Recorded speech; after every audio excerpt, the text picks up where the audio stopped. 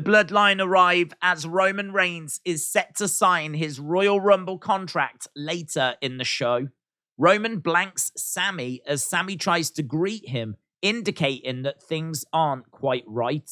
First match is Sheamus and Drew versus Viking Raiders in the Smackdown Tag Team Tournament. Raiders have Dem Boys armbands on in tribute to Jay Briscoe. We would see others wearing armbands in tribute as well throughout the show.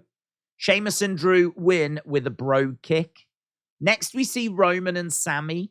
Roman yells at Sami, asking why all the plans have to be checked with the honorary Uce first. He tells Sami to get out. This really felt like a big segment. Next, we get LA Knight in the ring, and he's saying that someone needs to help Bray because he doesn't seem to know who he is anymore. 1 week he's saying he's not Uncle Howdy, then he's saying he is Uncle Howdy, and then he proceeds to talk about their pitch black match at the Royal Rumble. He then goes into his match with a jobber, I think was called Jones. As they are competing, the lights flicker and Bray's logo is displayed on screen. LA Knight wins the match quickly, just as the Firefly Fun House intro interrupts. Bray is in the Firefly Fun House repairing it, and we see all the puppets coming back to life. Ramblin Rabbit confides that he is scared of the dark. Bray tells him that you're right to be, and says that LA Knight has opened a door. Whatever comes through that door now is his problem. Uncle Howdy is shown on the Firefly Funhouse TV, saying, "I told you so. All you needed was a little push." Hit Row defeats Los Lotharios to advance in the Smackdown Tag Team Tournament. Next, we get Charlotte Flair and Sonya Deville confronting each other. Sonya wants a title match, and she might have got one, but she ends up striking Charlotte just as Adam Pearce makes his way down to the ring. Crowd seem to really be with Charlotte in this segment. Sonya's heel work is very underrated.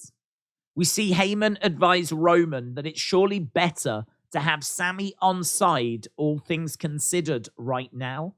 Roman seems to take this advice on board.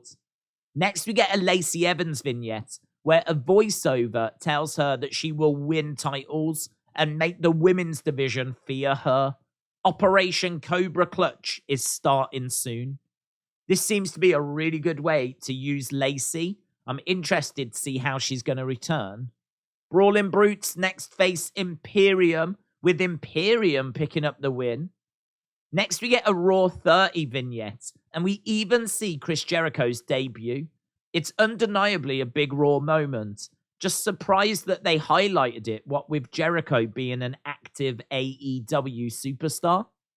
Monday's Raw is going to be huge, especially as the Legends lineup has now grown with Hogan, Alundra Blaze, and Bray's dad, IRS, all in attendance.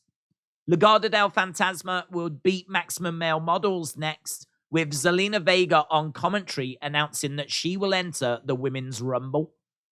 This meant that we could now see a finalized bracket for the Smackdown Tag Team Tournament, with all the first round matches now complete.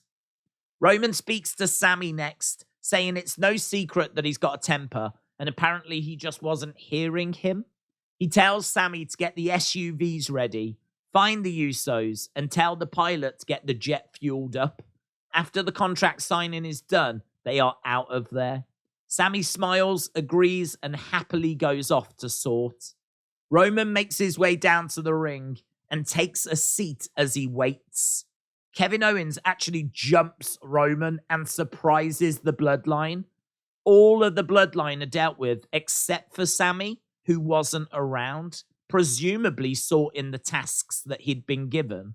Sami does come out eventually and chases Kevin Owens away, but questions may be asked about why he wasn't there. This was a great episode of SmackDown.